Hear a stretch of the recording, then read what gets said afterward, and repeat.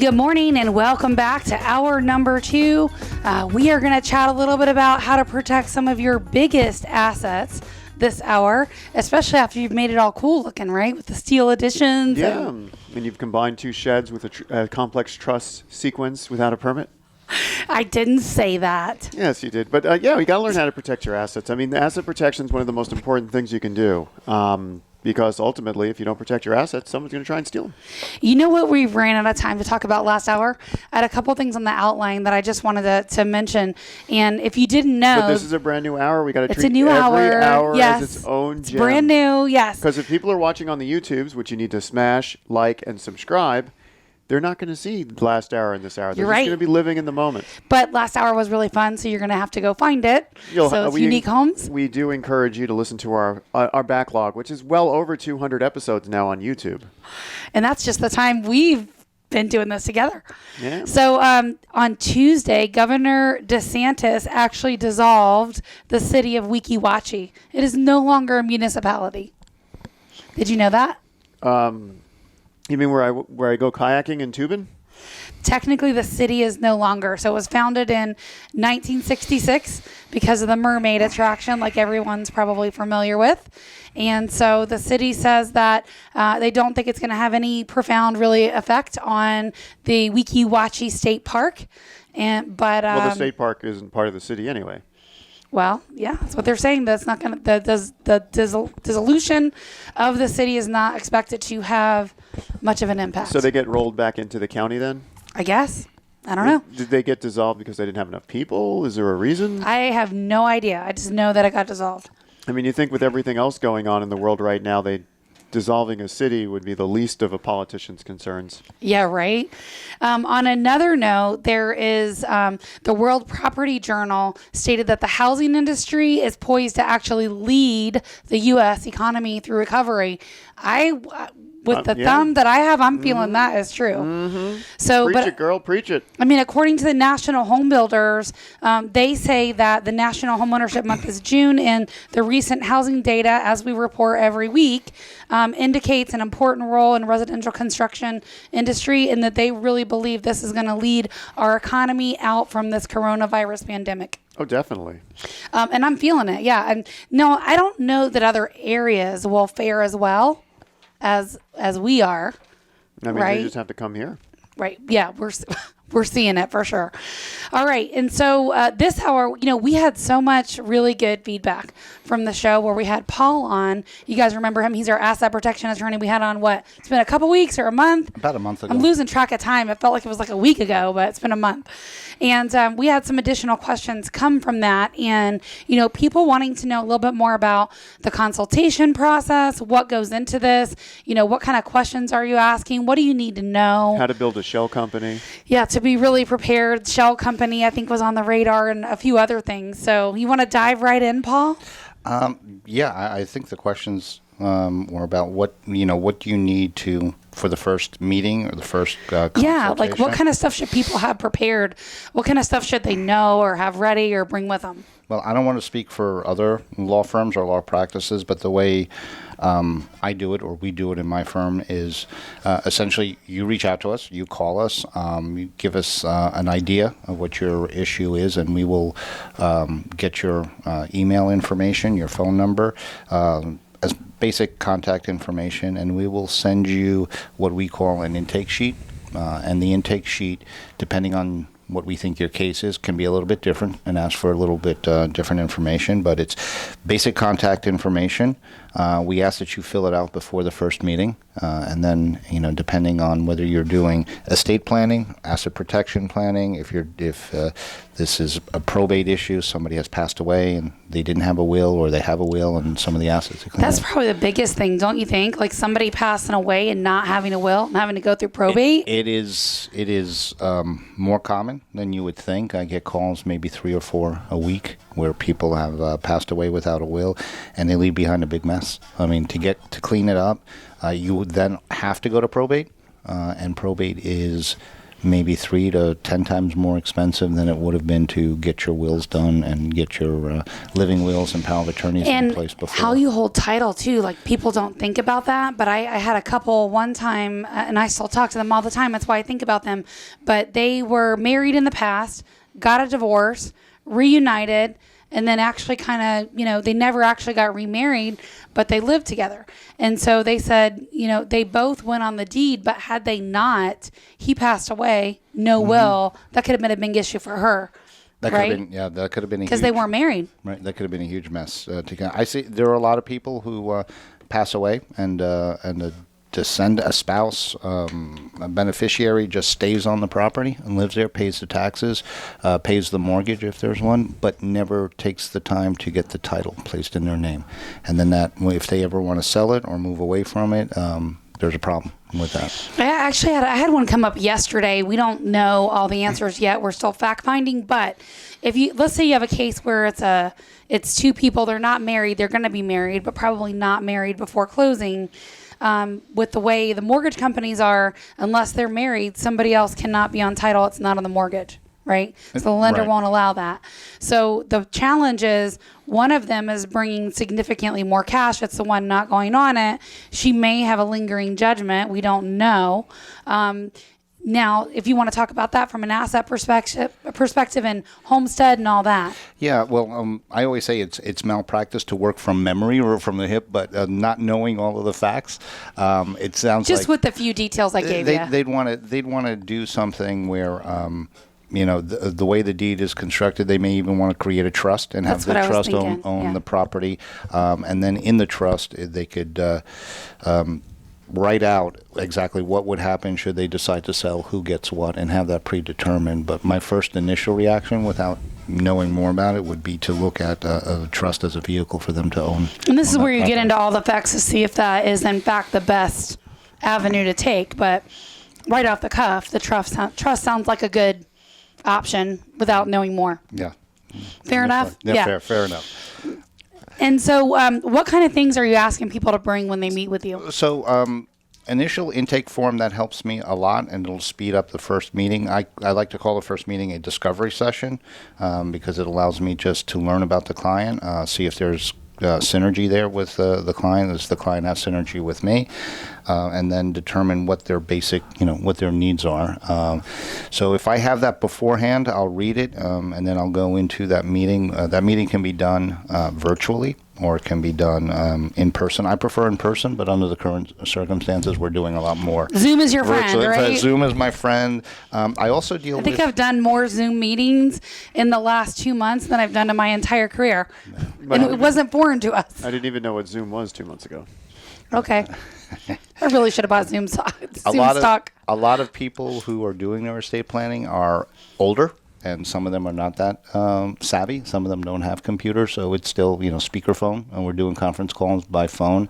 That's the initial interview. But what is important is that I get that intake sheet first, because that'll save a lot of time and scope out what we're going to talk about at the meeting. So, you need to know probably, are they married?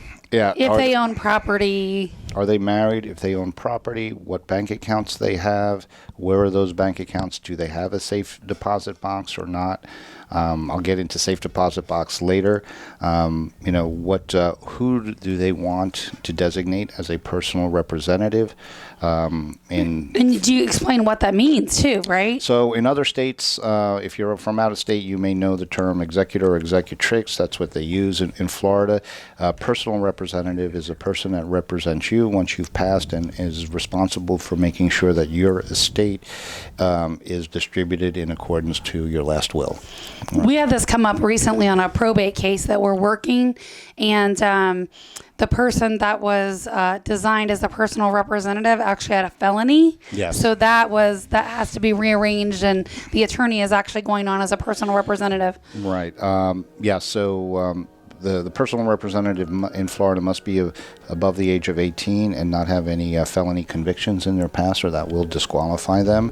And also, Preferably, that person is local, because it is a lot of work to be a personal representative, and you do have to go to banks, and you have the utilities and tax collectors' offices, so it helps a lot if that person is local. Let's dive into that a little bit more when we come back after the break. I'm with Paul Ferreira. I almost said it like that the first time. Ferreira. He's asset protection attorney, and off-air number 813-377-2775. 813-377-2775. We got a lot of questions we're going to throw your way when we come back right after the break. Stick around. Thank you.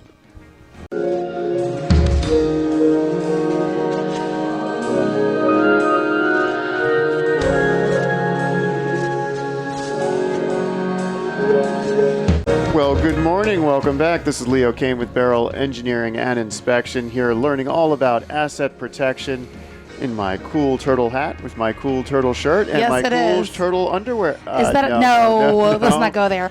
Is that a Guy Harvey shirt? It looks like it. I don't know. Possibly. We would say Guy Harvey on it. Yeah, it's probably not, but it looks like it might be some of his artwork. It could be. Could be very well. I don't know. This was just a Christmas gift that I finally found. You know, when your house is being tented, you find all sorts of things when you're rearranging the entire house. Yeah, speaking of asset protection, I'm protecting everything in my house right now by fumigating it. Yes, that you are. So, I'm trying to think where we left off, Paul. What I asked you, I have so many questions in my head. They're flying faster than I can keep up. We were talking about what a personal representative is, what their role is in all of this. So a personal representative, yeah, that guy, essentially it stands in your shoes, and they represent you legally with third parties. That could be they can go to court for you. They can handle your finances for you. They can go to banks, utilities, tax collectors' offices, anything that you could do. The one thing a personal representative cannot do or should not do is transfer property to themselves, or because that is a conflict of interest. Yeah, definitely. So if the will, there are ways that it can be done transparently. They're supposed to be like a fair, neutral party, right? I mean, and they're considered a fiduciary. Well, sometimes, the will designate the personal representative, and that personal representative is also a beneficiary in the will. But there are transparent ways of distributing the property to yourself. Is that a lot of times why people will designate the attorney as a personal representative? Yeah, a third party could be a reason. Another reason could be that nobody qualifies local, or they may be all out of state, so it's somebody local. A personal representative is entitled, depending on the size of the estate, to receive a reasonable compensation for their services. What does that look like?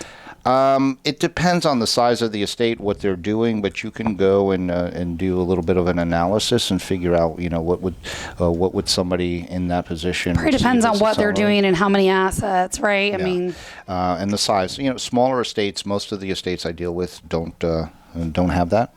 In larger estates, that personal representative may be required to post a bond to insure against them, breaking the fiduciary trust, their trust with the estate. And if that happens, then the bond will reimburse the estate. Essentially, it is somebody who represents you legally. Against that's when you're either incapacitated and or passed away, or no? Okay, so there's the power of attorney that you designate a personal representative, and that's while you're still alive. All right, but for whatever reason, you can't represent yourself. Dementia, incapacitated. Incapacitated. You're in the military, deployed overseas. Those. That's a good one. You leave somebody behind who can do these things for you. Talk to your, the bank that has a loan on your car, because they won't talk to you unless there's that power of attorney in place.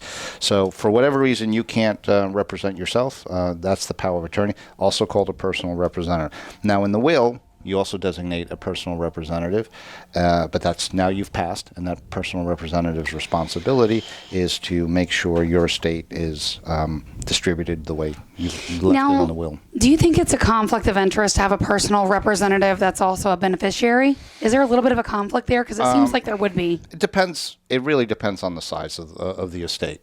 It could be.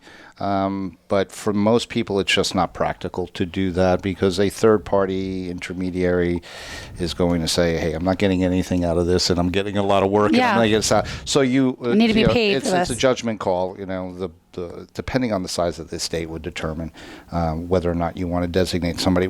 For me, what's more important when I meet with a client is where are they, and are they do they qualify? Have they been convicted of a felony or not? And if they do qualify, are they local? Can they perform these duties relatively easy, or are they out of state? And what I also do is, because these wills sometimes will be created and they can last 10 or 20 or 30 years before they're actually initiated, is to set a primary personal representative and a secondary. Oh, that's a good idea. If for some reason the first personal representative is no longer around or unable to serve, we've already designated a contingent. Right. So when you think about asset protection, there's a lot of different ways to do that, right? And one of my questions, and we'll answer this wherever it's appropriate, but, once you set this up, I don't know that it's a one and done, right? Like, what happens if you open new bank accounts, acquire more properties, build more wealth, whatever that is? There are life-changing events. You get married, you get divorced, you have another child, you have children. Minor children versus adult children? Your children, when you did your wills, they were minor, and now it's 10, 15 years down the road. They're now no longer minors. You may want to change your will to reflect that. It depends on the events. Yes, you're moving out of state, or you've just moved in state. You want to make sure that you have your wills, your estate planning reviewed, and make sure that they're in compliance with Florida law. Now, is there ever a time that people assign two personal representatives, or there only can be one and a secondary? I don't recommend that. There are times that people do it. I don't recommend that because there's no tiebreaker. If there's a difference of opinion. So if they want more than one, they should have three? Or no? Yeah, it depends again weird. On the size of the state. I wouldn't recommend that for most people. I would do one and or the other. Now, the will also give the ability for a personal representative to designate what's called an ancillary representative. So if, let's say, somebody's moved into Florida, their retirement homes here in Florida, but they left property back in Massachusetts or somewhere else where they came at, and that's included in the will, the personal representative in Florida can designate, like a delegate, a personal representative in Massachusetts to handle the Massachusetts property out there on their behalf. Now, in Florida, are you allowed to have a PR outside of Florida or no? You are allowed to have a personal representative outside of Florida. It's they can come in. If they qualify, they can come in. My issue with that is the practicality. If somebody's in California and they're the personal representative for an estate in Florida, it's going to make it much more difficult for them to come here and handle some of the because you know how it is. You can do so much now online and everything, but at some point, sometimes you got to be here to do certain things, and that person would then have to travel and spend. Especially if it's a local bank and they're out of state and it's not a nationwide bank. So some of the different asset protection plans, what are they, and how do people know which one to choose? I don't know if there's a plan. Because everything is customized. It depends on your needs, what you're doing. What is really important is you want to do all of this before you need asset protection. Because once there is a contingency, there's an event that that may cause you to say, oh boy, we got to do something about protecting our assets. That could be perceived as trying to hide money from your creditors or trying to divert money. So it's too late is what you're saying. It could be too late after the event. You want to do this now. It's not a done deal, but there is an inference that that's being done to avoid this. So you want to do rightfully so. You want to do this before you get sued, before there's that car accident or that lawsuit that could affect your assets. What are the things that people don't think about when it comes to asset protection? You used two examples right there: get sued, car accident. What else? Creditors, a bankruptcy at one of the businesses that you have, fails. You have a personal bankruptcy or a professional bankruptcy. Some of the banks now, financial institutions, require your personal property to be collateralized. Okay, that Especially in commercial, it's not uncommon. Commercial, but let's say you've got 2 or 3 businesses. One's very successful, the other one is related, but it's different. You don't know if it's going to work out or not. So you may want to compartmentalize your assets so that if one business fails, the other's like if you have multiple restaurants, right? This first location's been a success for 30 years. Now you open up a second location. You may want to have that in a separate company. You may want to, do separate because you don't know if the second location is going to work out. Mm-hmm. And for every other location after that, you may want to that's part of asset protection. You are segregating your companies so that it's smaller buckets. Right. So the credit on one doesn't affect the other. Now, isn't that a similar reason why a lot of people put stuff in different land trusts? Yes, you can do that with land. Yes, exactly. So if you're into flipping properties, you may want to create a separate legal entity for each piece of property that you're flipping in order to protect that property. So you can make a profit on one. Hopefully you'll make a profit on all of them. But if you have a loss on another, it won't affect the first property. Yeah, we do that all the time, and we see that all the time in our investment groups. Yeah, definitely.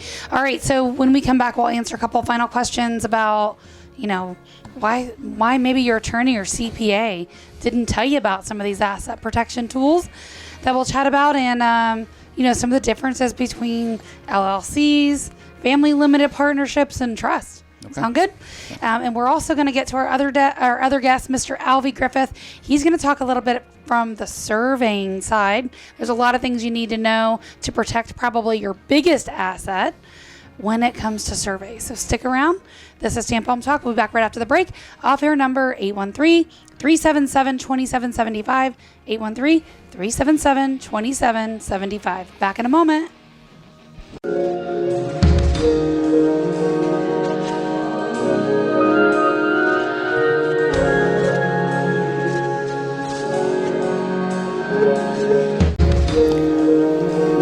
Welcome back. Where's Adam? Do we get an Adam at the next segment? Adam's here. Is he on the phone now? No, he's going to call at 45. Oh, he is. Okay. He was here this morning. We chased him out of the studio because, we didn't mean to. We had a full house. We had a full house, and I run the video, so I had to be here. And then, so Adam will call back in, and we're learning about asset protection and gun protection. Insurance is probably some of the best asset protection you can have, right? As long as you got a good team to fight your insurance company when you need to use it. Yes. We got a couple of those connections for sure. Oh, I had an interesting one. It's quite sidebar. So we had an inspection this week. House had Hurricane Irma damage. Tile roof, didn't know about it. Just had some roof leaks. Didn't know why. Didn't bother to really inspect their roof. It's been leaking for years. Surprised when they found out it's an $80,000 roof replacement on a 5,000 square foot house. Needless to say, the deal fell through. And is it too late to do an Irma claim? No, you can actually still do Hurricane Irma claims up until September 11th, 2020. So it's 3 years from the date of loss. Yeah. And you would think on the surface, why would they give you so much time to do a claim? The insurance companies for stuff like that drag their feet so much on doing the due diligence that it could take up to 3 years for them to go move it through the process. Well, prime example, they didn't even know they had a leak. They went to sell their home, inspector found it. Well, they kind of knew they had a roof leak. Oh, they did. Know okay. Why. Okay. But it was pretty bad. It wasn't my property, so. The wind damage was all over the place. But it's just unfortunate when people don't, properly maintain their home to notice the fact that they have these issues. It's your biggest asset. That's how you protect it. Maintenance. You protect it through visual inspections, and you protect it through lots of paperwork. Yep. So I'm here to talk about the visual piece, and he's here to talk about the paperwork piece. And there's a lot of that, right? Like I'm wondering really how often you should update it. If you're somebody that regularly wants to acquire property and add new bank accounts, things like that. Adding and deleting bank accounts, if you do it right, shouldn't affect your wills because, as we say in the law, a bank account should pass outside of the estate. So you can designate on your bank account who the beneficiary will be. So any future ones as well, right? Yes, so you can go ahead. The problem becomes when you don't designate what happens upon your death on the bank account. Then that if there's no beneficiary, if it's not paid on death to somebody else, then it has to go into probate to get that money. So you don't. So adding and deleting bank accounts is not should not be a trigger if you're enlisting people on those accounts. Any cool stories from the last time you were here? Have you had any clients you heard from that you did their paperwork and something happened? No, I don't know if it's a cool story, but there's a little bit about what I've noticed here in Florida are people filing deeds on their properties. Or selling or transferring properties without going through a real estate broker, without using a title company. Oh, we don't do that. We send it to attorneys or title. We don't prepare those. Just writing up a deed and taking it to the county clerk's office Not and a good filing idea. it. And the county clerk will not review the deed to see if it's Nope. legally sufficient. They'll just file it. So these people haven't taken the time, haven't, maybe because they don't want to spend the money or something, but they're filing stuff that is, and they're filing stuff that is defective and it is not passing title. So well, it's going to create a cloud on title. That's one of the worst things you can do to jack up your title, right, is to file a deed. You may not find out about it till 20, 30, 40 years down the road when you want to sell the property, and then somebody says to you, you don't own that property. I'll tell you a little secret. I do this for a living, and I wouldn't prepare my own deed. Yeah. So there's a... And I know more than the average person, right? And I wouldn't do it. I'd put that in the... raises my eyebrows is how much of that goes on here in this state. They just believe that by filing the deed, they've transferred title, and they haven't. And people build houses on that property. There's no bank involved. A bank, if you do a traditional closing and you get a mortgage, the bank's going to force you to get title insurance and check all of that. But if you're doing just person-to-person transactions and you don't have a bank involved, a real estate broker or an attorney involved, you're assuming a lot of risk that what you're filing is not going to be sufficient. Not to mention gap. Right? Like there's so much gap in judgments on non-homestead properties. I mean, there's a lot of things that can happen. And why wouldn't you go through, get a title company? Because if there is a problem with your title later on, you've got an insurance policy to go against. It's title insurance, and they will pay you. You only pay it once, but it's worth it. You have to use it. It'll be worth it. It's weight in gold. If you lose that property because you don't have good title to it, and the title company said you did, then you've got a claim against that title insurance company. And if there's a defect, they will fix it rapidly with their attorney. So, it's a good card to have in your back pocket. I remember having a guy one time that it was cheap property, not much, and he was just going to buy it, no title. And I said, I wouldn't do it. And he's sitting here debating why he wants to do it and not spend the money for title insurance. I go, look, you can do whatever you want, but you call me and you ask me for my opinion. I'm telling you what I would do, and you can do whatever you want to do. And I think you use the word that's cheap. They want to save money now, but then they pay for it farther down the road. Well, I just told him, I go, look, whatever you're paying for that land, I understand it's cheap, but whatever you're paying, if you're willing to assume that you might not be able to have that in the future or sell it or anything, if it's worth it to you, then you don't need a title policy. And think about it. Isn't selling land cheap a red flag? Something you want to buy? Why are they selling this below market? Maybe it's because they don't have good title to it. Could be, yeah. And, if they get somebody, give me cash, I'll give you a quit claim deed that only gives you the title that I have, which may be nothing. Yes. So, and that to me would be a red flag. People who know what they're doing will sell their property at market rates, and you'll pay a fair price for it. But if it's below market rates, you have to ask why. Well, speaking about title and, making sure it's all clear and your I's are dotted and your T's are crossed, we got Alvie Griffith here with Robertson and Associate Surveying. And a lot of people don't realize how important your piece of it is, right? They mix up a lot of times what the county does or what the appraiser does with what the land surveyor does, right? And they're very different. Unfortunately, even though at Robertson we always recommend that they have a title commitment of some type, with the survey, most people do not. And if there's an issue later, they're probably going to be out of luck. We have to even specifically note on our surveys whether there was a title commitment used in preparation of the survey or not. What's the biggest reason why somebody needs a survey, other than to figure out where their boundary lines are and see where the house sits on it? What else? Generally, it's for a refinance or a purchase. But I think there's some other things too, right? Like we had one come up about, I don't know, maybe within a month ago. It was a property we sold.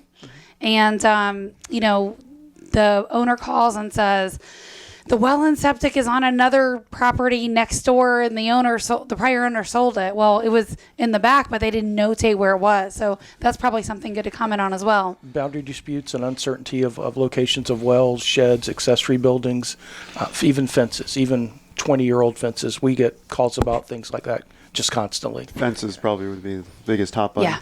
Fences, or we've seen structures actually built that encroach on the neighboring property line. So that's going to be an exception on title. It's not something title's going to insure. Well, and after a certain period of time, legally, if someone had a fence a foot over into your property, they can acquire title to that piece of property. Excellent point. Yeah. Is it 15 years, or is that right of prescription, or is that another? It's adverse possession. Adverse possession. So yeah. It's like one of those things that teach in real estate school you don't use very often. Maybe attorneys would. That's the class you fall asleep in property law. You know it's there, and you're like, I'll look it up if I need it. And even surveyors not often on that sometimes. And to make things even trickier, what some people don't realize, even when talking about setbacks, is the fact that if your building has a roof overhang, it's where the roof overhang is. It's not where the actual building is. Good point. And I've seen people get nailed on that one where they thought they were in the clear, but their roof overhangs 12 inches on each side of their box, and then that overhangs an encroachment, so now your neighbor can force you to tear down a whole accessory building because a small piece of the roof is overhanging a property. We encounter that quite a bit. It depends on the municipality whether or not the roof overhang and what the limitations are there. What we encounter is another reason for surveys is to tear down a house or remodel a house. And we do quite a bit of that mainly in the South Tampa area. And what we'll find is perhaps the property appraiser, most people think the property appraiser is gospel. And if it says 50 foot on the property appraiser, it's 50 feet. And they design a house at exactly 7-foot setbacks on either side. And when you go out and survey and find the appropriate property corners, it may be 50 feet, it may be 50 feet and 2 inches, it may be less than 50 feet. And then you're looking at let's be redoing house realistic plans. About how much time the property appraiser actually spends on the property compared to what you do, because they're very different. It's very little. The property appraiser is intended to reflect what's recorded in the public records. Yeah, they don't actually go out to buildings, I thought. They do flyovers, but that's about it. They do quick visual inspections every so often. Yeah. It's not every year. And that's about it. And there is no real public repository for land surveys that's required to be recorded there. So they don't have any copies of land surveys or any types of records of the surveyors in the various areas. How long does it take to be a surveyor? Like, what kind of education goes into what you guys do? Because it takes you a while, right, to survey a property. To work in the field and just generally start in the industry, it could be as little as a high school education. Most of our field people do have high school education or more. But in order to eventually become a registered professional surveyor, that's what I mean. You must have a 4-year degree, and after that, you must have a certain amount of experience. And the experience required varies depending on what your degree is in. If the degree is in English literature, you're going to need 6 years experience. If it's in surveying or engineering, architectural engineer, maybe. Yeah, architectural, you're going to need 4 years experience. You also need to have a very cool hat that actually goes around the entire bit of your head. Like I'm wearing a hat with just a bill, but you need one with a brim because you guys are out in the sun. You need to protect from skin cancer. Definitely, or one with the little flap that hangs down the back of your neck. Definitely. Yes, the cool hat is essential. It is required. How long does it take you guys to do a normal small survey in a subdivision lot? It's like less than a quarter of an acre. To do it correctly, I would say it would take the crew a third of a day, so 2 or 3 hours, and you're looking at another probably 2 hours in drafting. A problem in the industry is there are many surveys that are not spending that time that they should actually in the field.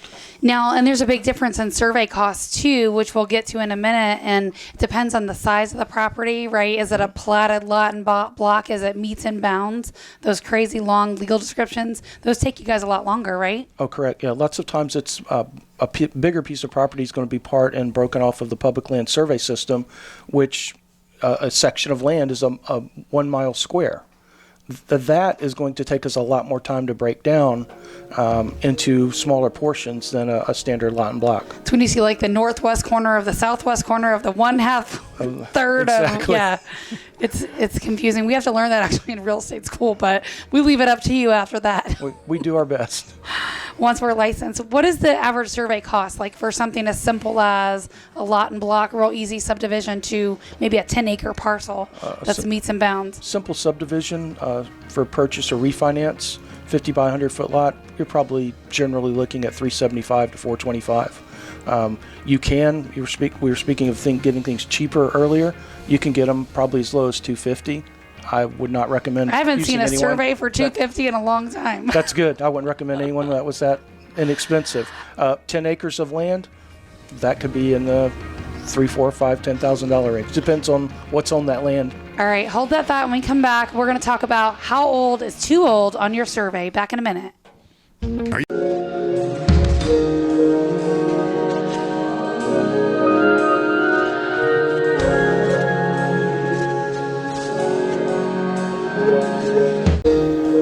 Well, good morning. Welcome back. And the welcome back is to Adam Talley of Talley Insurance. How you doing there, bud?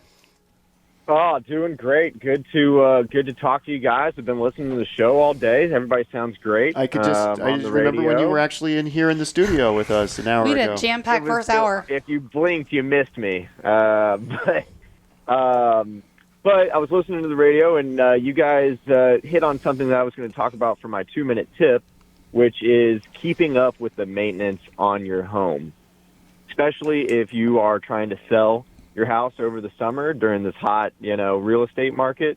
We're coming across a lot of properties where we're getting a 4-point, and there's so many things that probably if they maintain their home, especially on the AC, that type of stuff, where it might pass a 4-point, but we're seeing a lot of 4-points that aren't passing, and there's not, especially with the property insurance market kind of tightening up, there's not really many options. So you could be stuck with selling your house to an investor at a lower cost if you're not maintaining your home, or maybe even before you list it, get a 4-point from Leo to see the things that you might need to update before you put it on the market. And Leo, you could probably share on that. What are some things Adam's talking about that would cause your 4-point to fail? The roof leak we were talking about earlier, for example, that would cause it to fail. Which means you can't get insurance from Adam. Yeah, replacing your water heater without a permit, not putting it in correctly, and we find it, that would cause it to fail.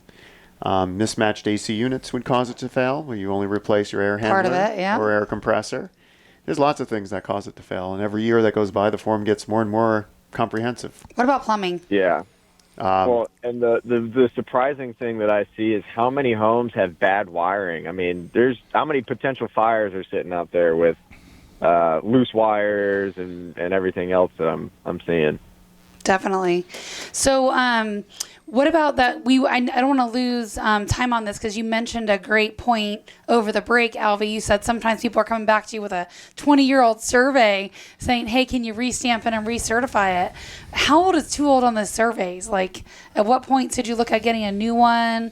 And, there are changes too, right? Can matter. Anytime there's a refinance, a purchase, or a sale, you should have a new survey done with a title commitment. Also, anytime that you're going to add to the building or make any changes or get permits, you're generally going to need to have a survey to the municipality. Fences, even for fences. Not all fences need a permit. We do get a lot of calls from clients that want us to stake one property line for a fence. We won't do that. We do an entire boundary survey because that property line that we find, just 2 points, may not be correct. There are reasons that it may change. In general, at Robertson, there are exceptions, but we will not send out a survey older than a year or so old. We charge to update that survey. Yeah, I mean, there could be too many changes, right? If somebody adds a shed in the back. There could be physical changes. You will have times, of course, the owner will say, there's been no changes, but there may be changes such as maybe their neighbor has had a fence 2 foot into their yard for 7 years, and there's a question of adverse possession that has developed there. There may be things the owner is not aware of that have changed. Yeah, that's a good one. Have you seen anything where surveys are affecting, where someone's passed or anything? They've added something, or have you bumped into that, Paul? I'm sorry to say that again. He's like somewhere else. I was thinking about changes in the property. I was thinking about creeks and rivers that form a boundary, and they shift over time. Yeah. And then that's a whole different area. So you think that, my land goes as far as that creek back there. But the creek changed. But the creek has changed in the last 10 years, and now that affects where my land is. Yeah. And water rights for your animals if it's a farm or something like that. So that can shift around. Yeah. With these storms and being in the storm season, your land boundaries can definitely change. If it says to the edge of Hillsborough River, there's reliction and avulsion, and you can lose and or gain land. So tagging into what Paul said, knowing that if you're on the river or something like that, how often should you be thinking about updating your survey? If you're just living in the home and going to stay there, there's really no need to update the survey. It would really be upon sale or perhaps refinance. Or adding a structure, maybe? Or adding a structure, especially if it was going to be toward the back, assuming the back is toward, for example, Hillsborough River. Yeah. It's interesting. And we see, a lot of people don't pay attention to, and I've seen this where sometimes we'll go to a closing and they try to just kind of shove under the rug an exception to title where there's an encroachment or something on your property or the neighbor's property. So, when I see that, I'm usually like, especially if their fence, say, is encroaching on the neighbor's, it's really important that they know that at the time so that if, they go to replace the fence, they can make sure they correct that. And there may very well not have been any encroachment at all 20 years ago, but there may be today. And then if we just blindly reseal a survey for someone, we're liable for that. Yeah, and you, the survey, like if say someone used you and they go back to you, is it less expensive if you did the first survey? Yes, definitely. How much difference is that usually? I would say it'd probably be 25% less. A lot of the cost is we still have to go out and perform the field work. But you can verify what you did before, right? Right, hopefully. Yeah, I know, and surveyors usually they won't go behind someone else's work, but because you didn't do it. We do that at times. Where we'll have one of our developers that will have a boundary survey from another surveyor, but they want us to do their whole builder package, including staking out the home and the final survey on the home, etc. But we will not do that without charging and spending the time out there to check that other surveyor's boundary. What are your thoughts, like if you guys do a survey but it doesn't match what the property appraiser has? Like, what are your thoughts on that? The property appraiser is a rough guide for us. If it's very significant, and it varies by property, we're going to try and find out what the issue is.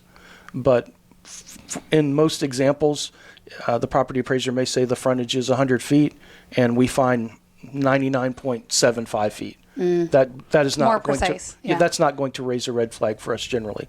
We do, however, especially in subdivisions, locate a block corner or two, depending on the configuration every time, so that we know what the block measures. Because if it has more or less land than is shown on the plat, we have to proportion that out amongst each one of the lots. Aren't there like big milestones on each corner, in the grid system? Right. Those are those are what we call the block corners. That's what I was. Is it a concrete pillar or a pin or? If it's in asphalt, it would be a PK nail with a disc, and if it's in dirt, it's going to generally be a 4-inch by 4-inch concrete monument, with a brass disc. That's cool. How would somebody find theirs if they want to see where one is? Metal locator. Yeah, metal and detector. shovel. And a big hat. And a big hat. Yes, the cool hat. All right. Thanks, guys, for hanging out with us this hour. I know you may need to get your survey updated so that you can add a fence or a shed or something else, especially if you're near the water. Not a bad idea. And your assets, get those protected. Don't get in a car accident and leave it up to to somebody else to decide. Tampa Home Talk 813-377-2775. Call or text 813-377-2775. We're out.